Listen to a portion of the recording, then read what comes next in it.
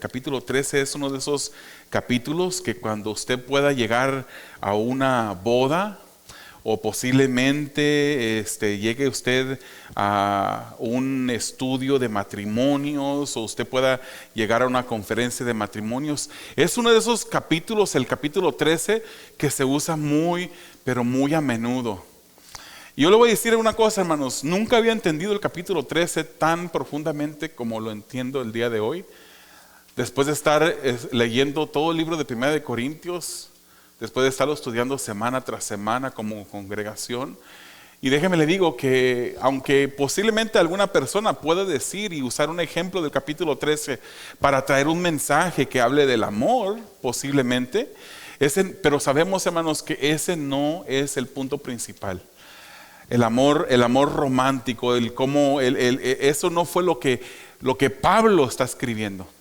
Usted sabe, hermanos, a través de todas estas semanas lo que hemos estado hablando y leyendo de Pablo. Pablo le estaba hablando a una iglesia que si usted mirara su currículo, su hoja de vida, usted diría, esto no es una iglesia. Si usted mirara la descripción o las cosas de las cuales Pablo le llama la atención a la iglesia corintia, usted diría, pero esto es todo menos una iglesia, no puede ser una iglesia. Sin embargo, los llama hermanos. Sin embargo, él se dirige a ellos como la grey de Cristo. Son un grupo que Dios había salvado, pero una iglesia que estaba en un estado de inmadurez severo. Y su madurez se demostraba a través de diferentes cosas. Este es uno de esos capítulos que no se entienden bien porque siempre se toman fuera de su contexto. Se leen y dicen, ay, qué bonito es el amor. El amor todo lo soporta, el amor todo lo cree, el amor esto y el amor lo otro. Y empieza la gente a romantizar el amor y decir, así es como yo quisiera amar a mi esposa. Y repito, así deberíamos de aspirar a amar a nuestras esposas. Esposas así deberían de aspirar a amar a sus esposos. Pero vemos que el capítulo 12 está hablando sobre los dones espirituales. El capítulo 14 sigue hablando de los dones espirituales. ¿Por qué es que Pablo en el capítulo 13 escoge el tema del amor para hablar sobre este tema? ¿Por qué? Era una iglesia madura, ya dijimos. Una iglesia en la cual había peleas, había riñas, había divisiones. Uno decía yo soy de Pablo, yo soy de Apolos. Otros decían yo soy de Cefas o Pedro. Otros más espirituales decían no, pero es que yo soy de Cristo. Y se dividían entre sí. Había inmoralidad dentro de una ciudad que era como la ciudad de Corintio. Esa inmoralidad que había en esa ciudad se había metido dentro de la iglesia. Y este mismo Pablo le llama la atención a la misma iglesia, diciéndoles que han permitido, que no han hecho nada sobre ese hombre que está dentro de la congregación, que incluso tomó la esposa de su papá, de su padre. Había inmoralidad. Había idolatría en esta congregación. Había desprecios de las personas que eran menos influyentes, las que menos tenían recursos, los que tenían riqueza, los despreciaban. Habían abuso de los dones espirituales, tanto que había quienes decían que hablaban por el Espíritu y le llamaban a Cristo anatema. No entendían lo que era. Se habían enfocado tanto en buscar esos dones sobrenaturales, unos dones espectaculares que se demostraban en el foco del lente o debajo de un foco. Y toda la gente quería esos tipos de dones, querían todos hablar en lenguas, todos querían profetizar. Y Pablo, inspirado por el Espíritu Santo, le llama la atención a esta iglesia. Y le dice a esta iglesia, el Señor, el Espíritu es quien da a cada quien como Él quiere. Y es a través, hermanos, de este pasaje que entendemos que no todos hablan en lenguas. No podemos aceptar ninguna enseñanza de ninguna iglesia o de ningún predicador que venga a decirnos que para poder confirmar tu salvación tienes que hablar en lenguas. Claramente, incluso en el capítulo 14 lo repite Pablo, no todos hablan en lenguas. Sea usted sensacionista que diga que los dones sobrenaturales ya pararon, ya no existen, o sea usted continuista que diga los dones todavía existen. No importa. Si usted cree que si usted es continuista, aún esos dones que usted cree que continúan, no todos hablan en lenguas, dice el apóstol Pablo. Y hay iglesias que enseñan eso, no me voy a meter en eso. Pero les estaba llamando la atención por los abusos que estaban haciendo esta iglesia corintia de los dones espirituales. Como dije, este capítulo es mal entendido en la Biblia. Es denominado el capítulo del amor, ¿verdad? El capítulo del amor. Si yo le pregunto a usted, hermanos, abran sus Biblias en el capítulo del amor dentro de la Biblia, usted va a saber. 1 Corintios, capítulo 13. No tendría, es como decir que estuviéramos en el tiempo del Antiguo Testamento y yo le dijera, hermanos, abran sus escrituras. En el Salmo que comienza con Eloí, Eloí, lama sabactani, usted diría, ese es el Salmo 22. Hoy en día, en aquel tiempo no es el 22, pero usted hoy en día pudiera comprender porque fácil se entiende. El capítulo del amor. No es tanto un error, hermanos, el usar alguna descripción sobre el amor descrita en este capítulo para traer una enseñanza sobre el amor, pero es más bien un error pensar que este capítulo está en este lugar porque Pablo quería tomar un descanso de tanta llamada de atención que le estaba haciendo a la iglesia. Algunos piensan eso. Dicen, ok, le está llamando la atención a esta iglesia por sus abusos de los dones, y Pablo pues toma un descanso. El capítulo 3 es un descanso, dicen algunos. Para darles un descanso a las personas que estaban siendo, se les estaba llamando la atención. O pensar que el trasfondo de este capítulo, por hablar del amor, debe ser el de retar el amor que se demuestra dentro del matrimonio o una relación romántica. No es así necesariamente. El capítulo 3, hermanos, de 1 de Corintios está escrita en este lugar de manera estratégica. Esto está aquí porque el apóstol Pablo, inspirado por el Espíritu Santo, deseaba que estuviera aquí, hermanos. Ninguna tilde, ningún espacio es error en las escrituras. Las escrituras no tienen error en sus lenguajes originales. En sus lenguajes originales, la Biblia, las escrituras son confiables, son sin error, son inerrantes. En sus traducciones, no podemos decir que las traducciones son inerrantes porque fueron traducciones que no fueron inspiradas, pero son confiables. Ahí les llamamos confiables. Porque podemos, a través de tantos manuscritos que existen, confirmar que lo que está escrito en la Biblia en verdad fue lo que fue escrito en los originales. Algunas personas dicen, pero es que no tenemos ni un solo original, un manuscrito original o el escrito original de ninguno de los libros de la Biblia. Yo digo, pero eso es una ventaja. Eso es bueno. Si una persona tuviera el libro original de cada uno de los libros de estas escrituras, pudieran ellos decir, pues la Biblia dice esto, sin tener todos acceso a él. Pero hay manuscritos, hermanos, solamente del Nuevo Testamento hay 6,000 manuscritos o porciones de manuscritos en existencia el día de hoy. Más manuscritos que las obras originales de esos griegos de antaño, que eso sí se enseña en las universidades. Hoy en día dicen y creen en los escritos de esos sabios, entre comillas, de los griegos de aquel entonces. Y no se le cuestiona. Se cree sin dudar. Pero cuando venimos a la palabra, para eso sí hay cuestión. El Señor quiso que este capítulo 13 de 1 Corintios fuese escrito dentro del 12 y del 14. Ahorita vamos a ver por qué. Capítulos 12 y 14 contienen el tema de dones espirituales dentro de un contexto que anuncia el abuso de estos. Estaban abusando de los dones espirituales. Y en medio encontramos un tema que al parecer es diferente, pero contiene, hermanos, un significado especial y relacionado con los capítulos que le rodean. No es algo separado. Esto se puede conocer como una técnica literaria. Esto, hermanos, es una estructura quiasmática. Es una comparación paradigmática. ¿Qué quiere decir estos técnicos, estas frases o estos nombres técnicos? Eso es algo que existe dentro de dos o más elementos de un paradigma. El capítulo 3 está relacionado con el capítulo 12 y el capítulo 14. Y examinándolo podemos ver que el 13 podría ser el punto central del tema de estos 3 capítulos. Es el punto central. Vamos a ver, hermanos, la centralidad del amor. Los primeros 3 versículos de 1 Corintios capítulo 13. Léalo conmigo, lo puede leer en la pantalla o posiblemente lo tienes en la Biblia, de la Nueva Biblia de las Américas leo, versículos 1 al 3. Dice, si yo hablara lenguas humanas y angélicas, pero no tengo amor, he llegado a ser como metal que resuena o címbalo que retiñe.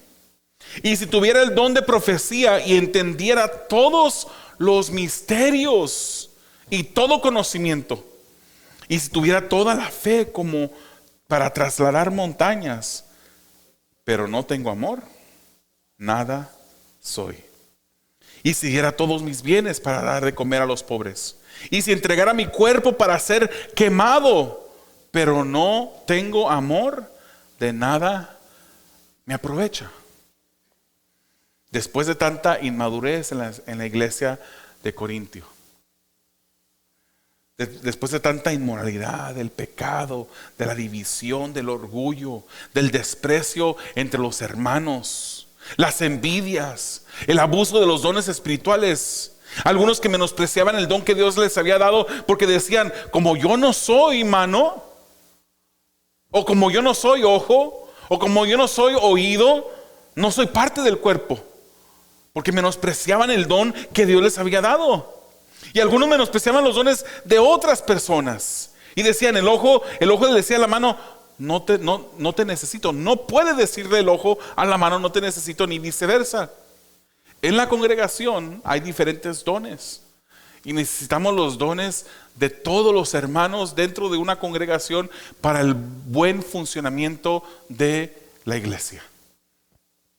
Entonces, no podía haber menosprecio ni hacia los que tenían un don diferente, que se percibía como menor o inferior, o a los que tenían un don que parecía como más elevado que otros.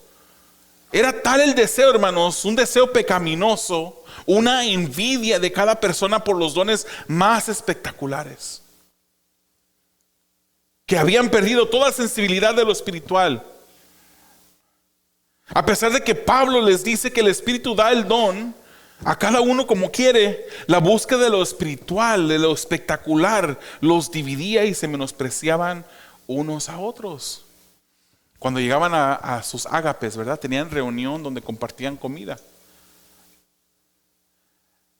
Las personas que tenían más dinero traían comida y no se esperaban a los demás. No esperaban, no eran amorosos con sus hermanos. No convidaban lo que ellos traían con sus hermanos. Habían esos ágapes y en lugar de que fueran un ágape, la palabra ágape es amor. Y es una de las 3 palabras que encontramos en el griego original, que en un momento vamos a hablar de ellos, pero tenían esos tiempos de amor, entre comillas, así se llamaban, pero no ejercían el amor dentro de esas reuniones. Y al final del capítulo 2, hermanos, vemos cómo el apóstol Pablo le dice, después de todas esas llamadas de atención, le dice, pero yo les muestro un camino más excelente. Y ese es el tema de esta noche, un camino más excelente. El versículo 1, hermanos, dice él, si yo impulsado por el Espíritu hablo en lenguas humanas. ¿Se recuerda lo que pasó en Pentecostés?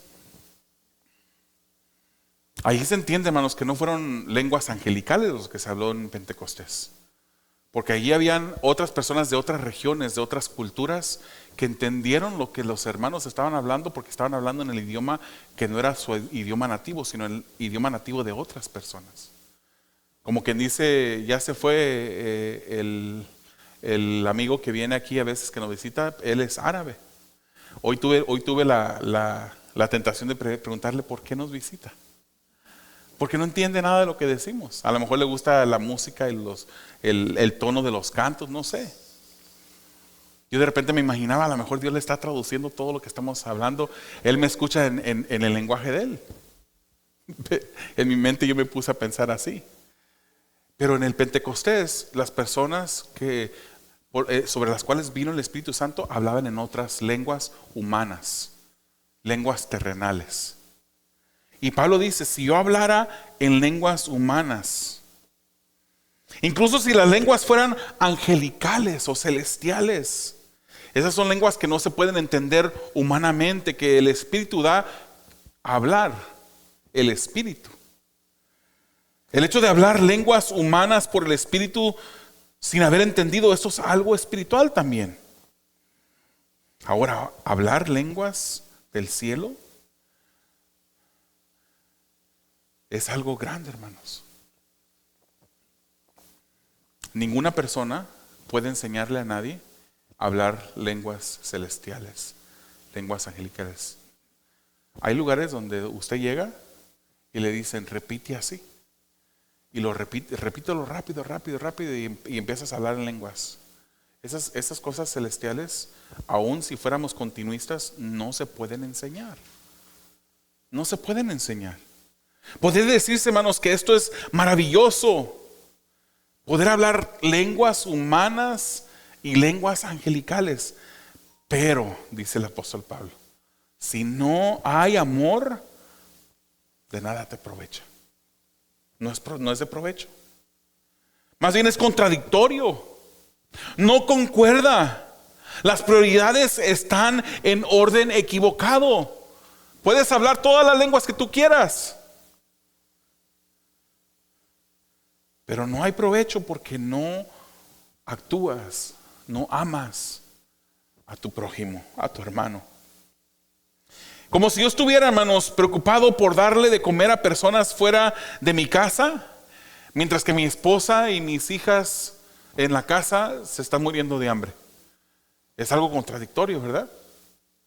Usted diría, esta persona no está tomando las prioridades de la manera correcta. La misma escritura nos dice que el que no provee para su familia es peor que un incrédulo y ha negado la fe. Mi prioridad no es ser pastor de esta iglesia. Ese no es mi primer ministerio. Mi primer ministerio es ser pastor de mi casa, de mi hogar. Mi esposa dice, yo la he escuchado decirle a personas, ella no me ha visto que la escucho. No me escondo detrás de las puertas, tampoco. Pero ella le ha escuchado decir que ella me apoya. Y para la honra de gloria del Señor. Lo dice que me apoya porque vivo lo que predico. Para la gloria de Dios. Pero que el día que yo no viva lo que predico, ese es el último día que ella me deja de apoyar. Entonces los hermanos en Corinto estaban ejerciendo lenguas, hablando dones, teniendo dones, ejerciendo dones, hablando en lenguas, cosas espectaculares, maravillosas, pero no había amor en ellos. Y esto era contradictorio. Esto no era correcto. Estar en esta situación es como ser un metal que resuena, dice el apóstol Pablo, o címbalo que retiñe, hermanos, literalmente algo que molesta. El día martes estábamos en la graduación de mi hija Claribel, se gradúa de enfermera registrada, registered nurse. Y usted sabe, cuando está ahí toda la familia, amigos, seres queridos en un auditorio grandísimo, de repente llaman el nombre de una persona y gritan las personas, ¿verdad? Había una señora detrás de mí que cuando yo ni siquiera sé si era su hijo o su hija o cuál era el nombre de la persona, pero cuando llamaron el nombre, esa persona gritó, hermanas, y tenía una voz chillante, fuerte, tenía pulmones de cantante de ópera. Me molestó completamente ese ruido. Para mí era ruido. Ella estaba contenta. Yo no volteé a decir ni a mirarla para decirle nada, pues estaba contenta. O sea, yo entendía, yo tenía a un ser querido, mi hija, que iba a ser también llamada, y también gritamos cuando le llamaran el nombre de ella. Pero ese ruido de la persona cuando gritó por su familiar, a mí me molestó fuerte. Casi sentí como que me explotó el tímpano y que pronto ya no iba a poder escuchar o poder oír. El que una persona diga que ejerce dones espirituales, pero que no es amoroso con otras personas, eso no tiene sentido. Y es exactamente algo que molesta. Algo que molesta. Algo que no concuerda una cosa con la otra.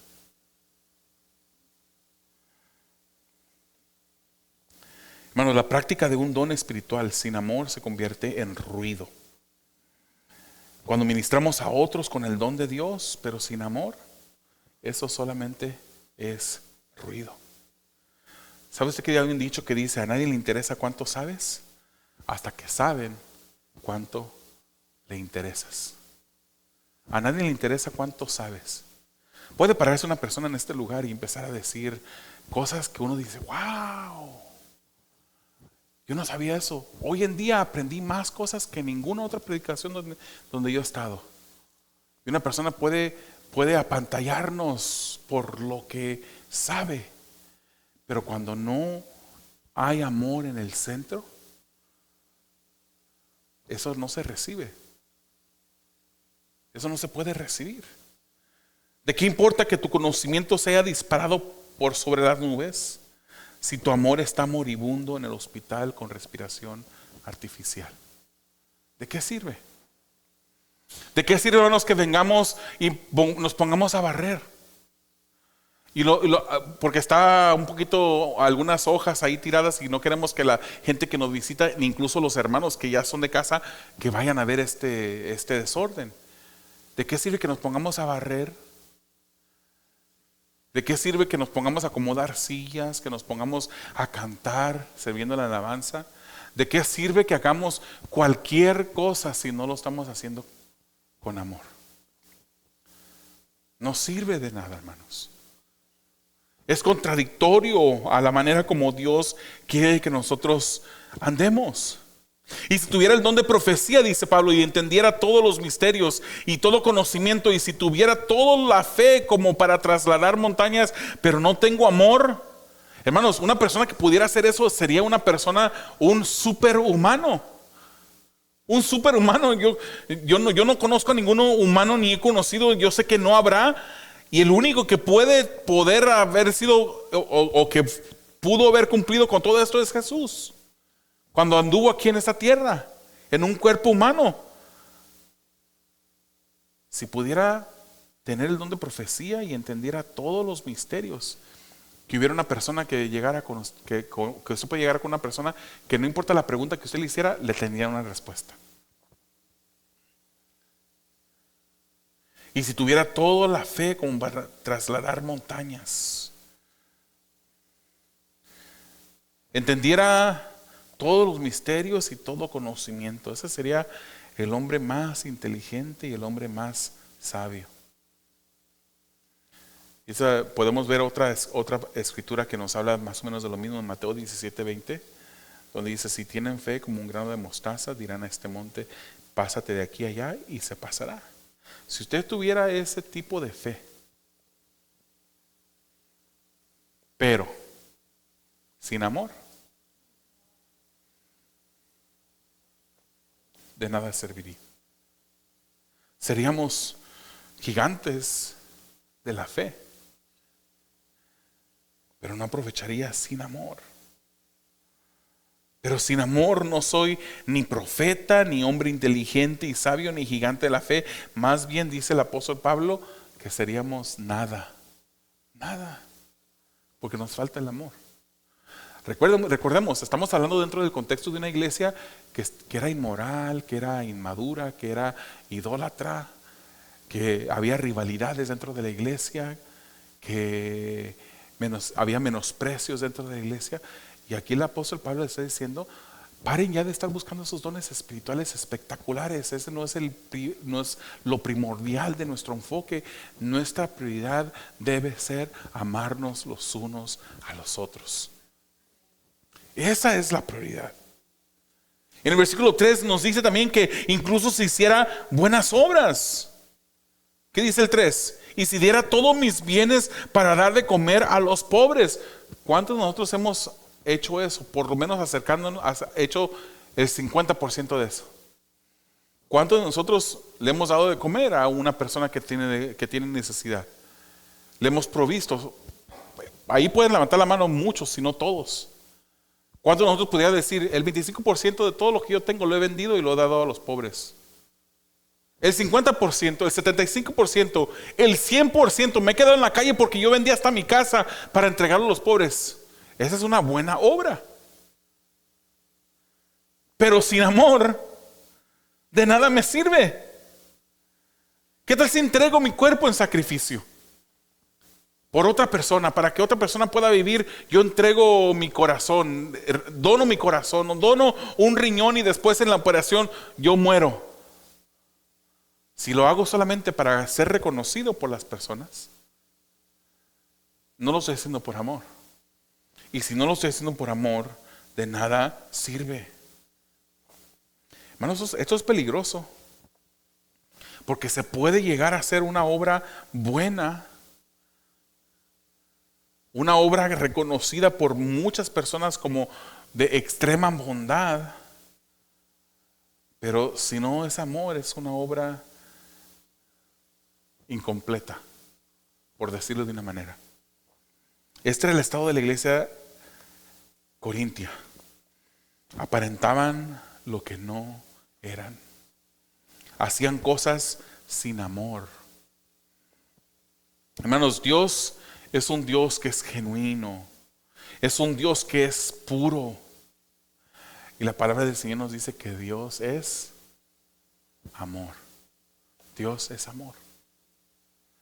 La iglesia de Cristo, hermanos, deberá parecerse a Dios. No podemos decir que somos seguidores de Cristo cuando no hay ninguna mínima apariencia de Cristo en nosotros. No podemos. Podemos decir que somos de color verde, pero cuando nuestra tez nos delata que somos de un color diferente, no puedo decir yo que soy amarillo.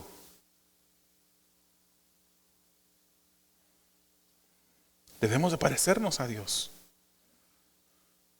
No ser contrario a quien Dios es. Porque Dios nos conoce a cada uno de nosotros, hermanos. Este pasaje está hablando a la congregación en sí, como una unidad. Motivando, moviéndonos a que nos amemos los unos a los otros. Pero individualmente debemos de examinarnos. ¿Por qué razón hago yo lo que hago? ¿Cómo es que yo trato a mi hermano? ¿Qué es lo que estoy haciendo?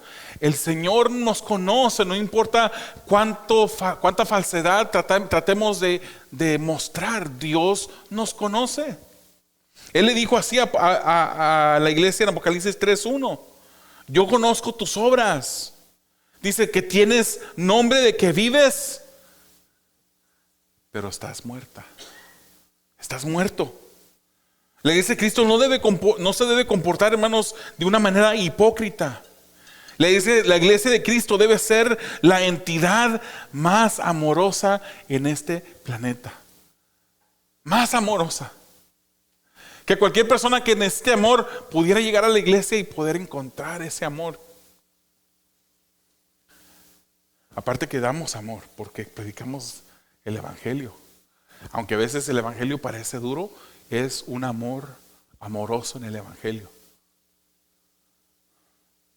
Primera de Juan, hermanos, capítulo 4, versículos 7 y 8 dice: amados, amémonos unos a otros, porque el amor es de Dios, y todo el que ama es nacido de Dios y conoce a Dios. Se fijan, hermanos, si no amamos, no conocemos a Dios. Eso es lo contrario de lo que nos dice Juan, el apóstol Juan. Amados, amémonos unos a otros porque el amor es de Dios y todo el que ama es nacido de Dios Y porque es nacido de Dios, conoce amor. Y porque es nacido de Dios, pero conoce a Dios. Y porque es nacido de Dios, ama. El que no ama, dice el 8, no es de Dios. Porque Dios es amor. Si nos llamamos la iglesia de Cristo, hermanos, tenemos la predicación de la palabra sana. Si tenemos oportunidades para servir a la iglesia y ejercer los dones espirituales que Dios nos ha dado, porque todos tenemos por lo menos un don. Si cantamos alabanzas a Dios que sean bíblicas, y este es nuestro esfuerzo, ¿se fija? Si nos esforzamos por predicar la palabra y que la palabra sea sana, si nos llamamos iglesia, si tenemos oportunidades para servir y la iglesia entera sirve dentro de la iglesia, ejerciendo sus dones. Si la iglesia canta alabanzas a Dios que sean bíblicas, pero no tenemos amor y no lo demostramos, si el amor no es nuestra motivación, ¿qué estamos haciendo? ¿Qué estamos haciendo? Estas son lo que el apóstol Pablo nos está diciendo sobre el amor y la centralidad del amor. Es necesario, hermanos.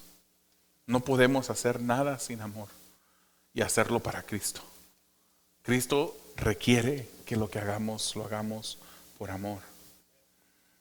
Veamos los versículos 4 al 7. Y aquí vamos a ver la distinción del amor.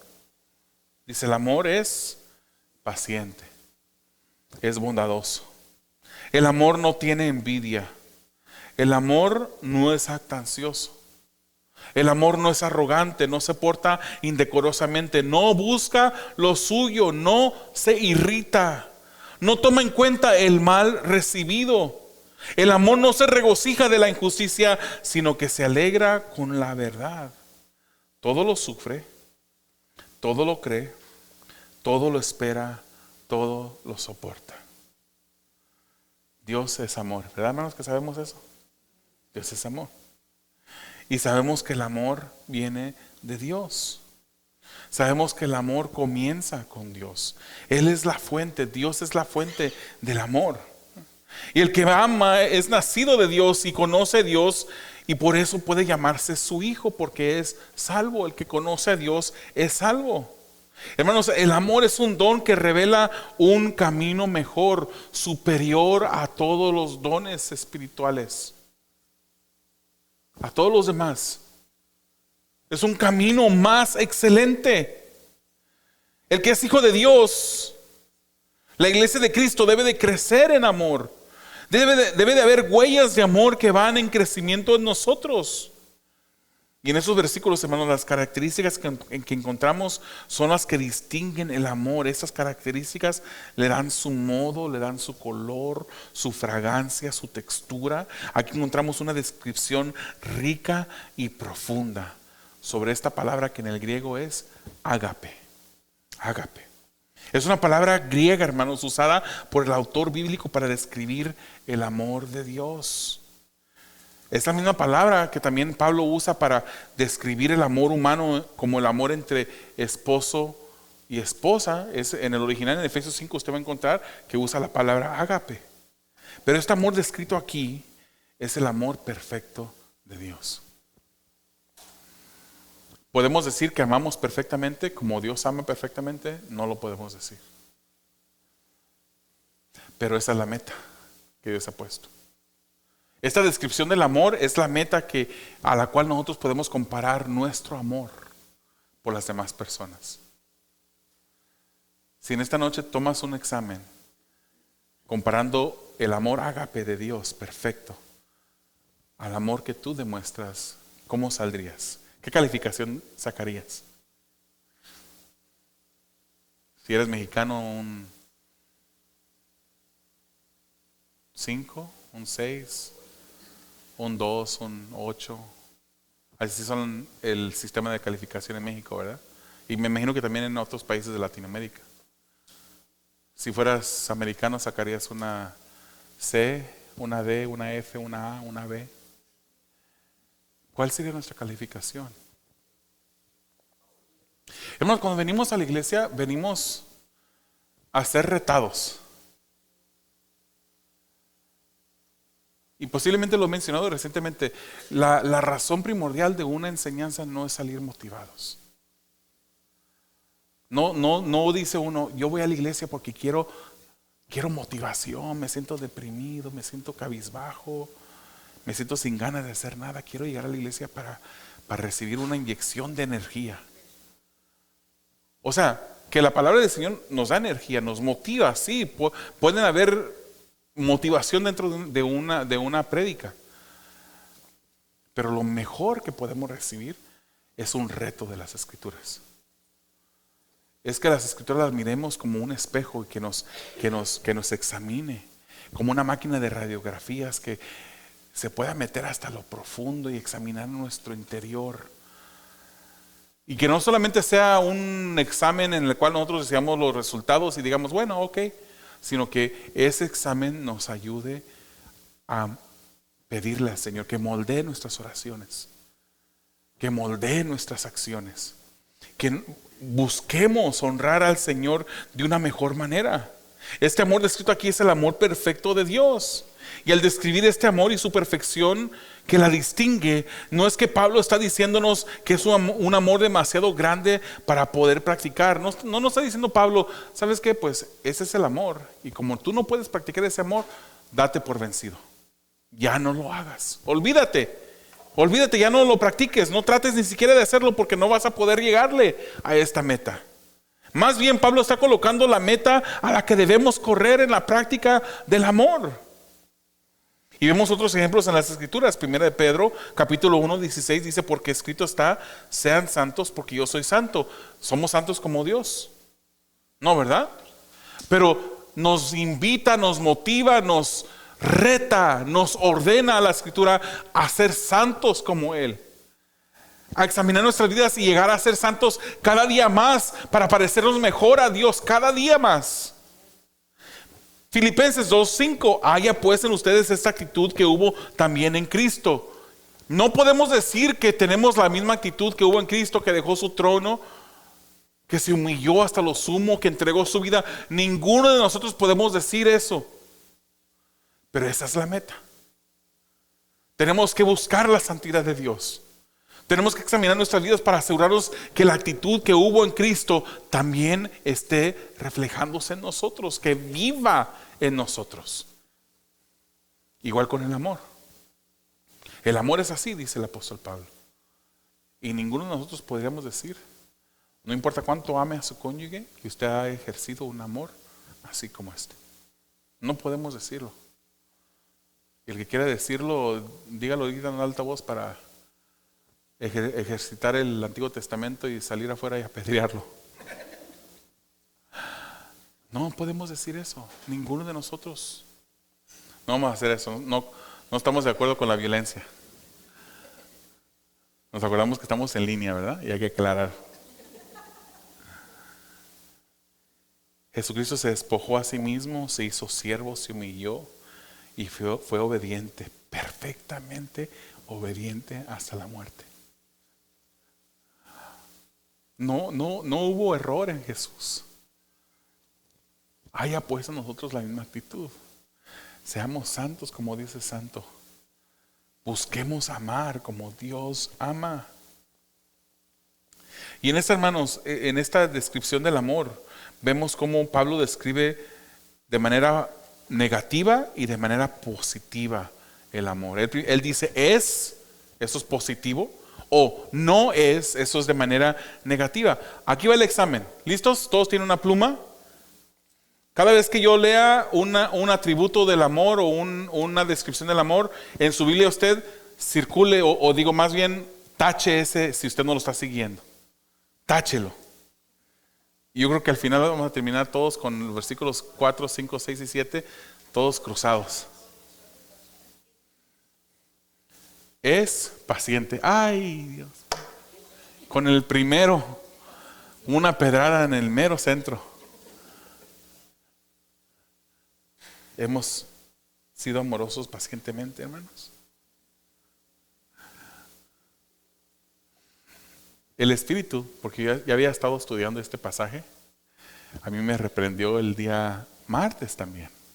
Estaba ahí, era un momento especial, hermanos, ver a un hijo graduarse, ¿verdad? Un número de teléfono me estaba llame. Y yo no lo conocía, no lo tenía grabado. Yo no contestaba el teléfono. ¿Quién será? Estaba en un momento, dije, después le llamo, ¿verdad? Me dejen mensaje, después le marco. Pero me volví a marcar una segunda vez y ahí así, por poquito lo contestaba, pero como estaba pendiente con el teléfono y más que todo, hermanos, tenía la cámara yo lista como para sacar foto y que de repente le llamen a uno en el momento cuando uno tiene que tomar que llaman en el nombre de nuestros familiares y que tienen que tomar esa foto o ese video en ese momento, me estaban como arruinando el plan. Y me vuelven a marcar la segunda vez y después marco. Entonces ya me marca una tercera vez y yo dije, pues tengo que contestar, no sé, parece ser una emergencia. Al final va a ser alguien que me está llamando para ofrecerme paneles solares, no sé. Pero contesté y era un hermano de la iglesia que estaba pidiendo algo que no era urgente, que podía haber esperado, pero para él en ese momento era urgente. Y le di la respuesta que necesitaba. Pero esa es una de las maneras en las que nosotros se nos reta, ¿verdad? A ser pacientes, a ejercer el amor como Cristo lo ejercería. Entonces, ¿cuántos tienen la palabra paciente ahí ya cruzado, tachado en su Biblia? El amor es paciente, el amor es bondadoso. Bondadoso. Ejercer actos de bondad es ser amoroso. El regalar, el darse, el dar, eso es bondad. El amor es sin envidia. No como ustedes, Corintios, dice Pablo, que ustedes menospreciaban el don que Dios les había dado porque estaban deseando el otro don de la otra persona. Estaban actuando envidiosamente. Pero el amor no tiene envidia. Si ustedes practican el amor, iglesia de Corintio, ustedes no van a estar deseando los dones espirituales de otras personas. Más bien van a agradecer a Dios por los dones que Dios les ha dado. Entonces es paciente, es bondadoso, sin envidia, sin jactancia. O sea, no es presumido el amor. El amor no es presumido. Porque la presunción, el amor ágape, no es un amor pecaminoso. Es un amor que honra a Dios, que es como Dios, no es presumido y también es sin arrogancia o sin orgullo. En esas 1, 2, 3, 4, 5 descripciones, 5 maneras de describir el amor. ¿Cuántas hemos podido decir nosotros hemos guardado eso? El versículo 5 dice, el amor es sin indecoro. O sea que no es grosero. Sin egoísmo, no se irrita, no se enoja el amor. No es rencoroso. ¿Usted ha conocido a alguna persona, hermanos, que usted puede decir, esta persona es una persona que yo le tengo que reconocer que es muy paciente? Es una persona que no se enoja, pareciera bien, pero bien calmado. No es fácil de enojarse, no es egoísta esa persona. Hermanos, podemos decir que entre más crece el amor a una persona, posiblemente esa persona ama, pero ama muy bien. Y va creciendo en amor porque refleja el amor ágape en su vida. El versículo 6 dice que no siente alegría sobre la maldad. Más bien la alegría la siente sobre la verdad. Le alegra la verdad. Y el 7 dice, todo lo aguanta. Todo lo cree. Todo lo espera y todo lo soporta. Pablo está retando a la iglesia corintia a buscar imitar este tipo de amor. Pero no lo hacían. En sus ágapes, sus reuniones ágapes, se juntaban, pero no eran bondadosos. Los ricos no compartían la comida, se traían en chismes, en divisiones, en insultos. No eran pacientes cuando se adelantaban los ricos a comer su propia cena. Y por eso el apóstol Pablo describe en los capítulos anteriores, creo que es el capítulo 11, dice: algunos quedan con hambre y otros quedan borrachos. Se comportaban egoístamente cuando unos se embriagaban, hermanos, mientras otros quedaban con hambre. También unos envidiaban los dones de otros, unos menospreciaban los dones de otros. El versículo 6, en el caso de inmoralidad, cuando uno dentro de la congregación había tomado a la mujer de su padre, de acuerdo a 1 Corintios 5, ellos no estaban siguiendo el versículo 6. Pablo les dice que se habían vuelto arrogantes y no se habían entristecido por esta injusticia. Eso lo puede leer usted en 1 Corintios 5:2. Se estaban comportando arrogantes y no se habían entristecido al ver esta acción de este hombre que había tomado la mujer de su padre. Tendría que causarle tristeza a la congregación, pero a ellos no les había causado tristeza. ¿Por qué? Porque no amaban como Dios quería que ellos amaran. En el versículo 7 podemos aplicarlo a la iglesia de Corintios. El amor les había de impulsar a aguantarlo todo. Y 1 Corintios 6:7 nos dice, nos manda a sufrir el agravio. Todo lo cree. Esto no es ser ingenuo, hermanos. El amor no es un amor ingenuo. No lo cree, lo cree todo, pero no de una manera ingenua. Pero tampoco desconfía. Tiene confianza.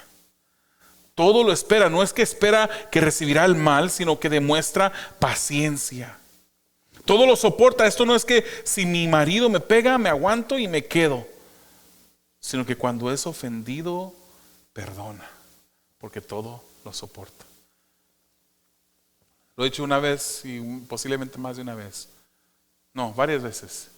Que cuando perdonamos nosotros no nos parecemos más. No sé de dónde lo leí. Esto no es original mío. No me acuerdo de dónde lo leí hace años. Pero es algo que me quedó. Especialmente cuando hemos dado consejería. Cuando uno perdona a una persona, no hay un momento en otro momento de tu caminar que te parezcas más a Dios que cuando perdonas. El amor todo lo soporta. El amor que es de Dios desea que demostremos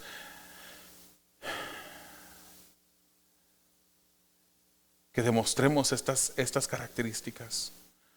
Sin cinismo, sin sospecha, pero que seamos entregados. Que asumamos lo mejor de nuestro hermano. Eso es amor. ¿Cuáles son los resultados de la prueba, hermanos, que nos hace la palabra de Dios en esta noche? ¿Cuántos de nosotros tenemos esos versículos del 4 al 7 todos cruzados, tachados? ¿Cuánto nos parecemos a la iglesia de Corintios? A los corintios. Ya sea individual o cuánto nos parecemos como iglesia a esa iglesia.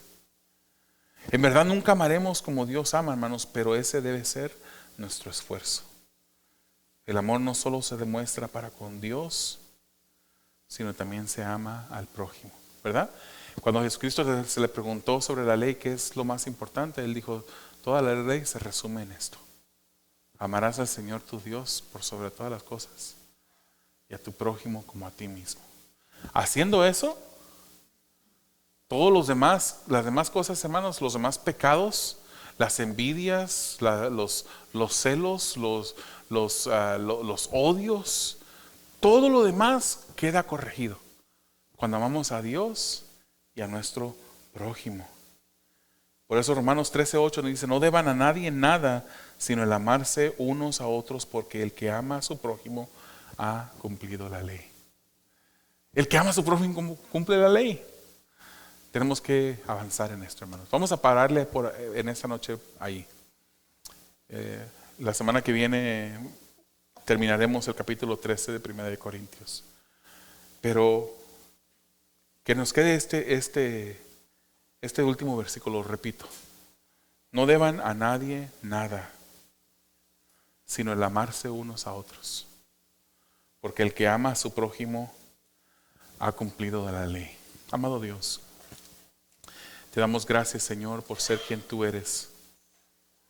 Te damos gracias, Señor, por demostrarnos ese amor perfecto y maravilloso que motivó a tu Hijo Jesucristo a venir a este mundo y morir en la cruz del Calvario por sus enemigos, que éramos nosotros.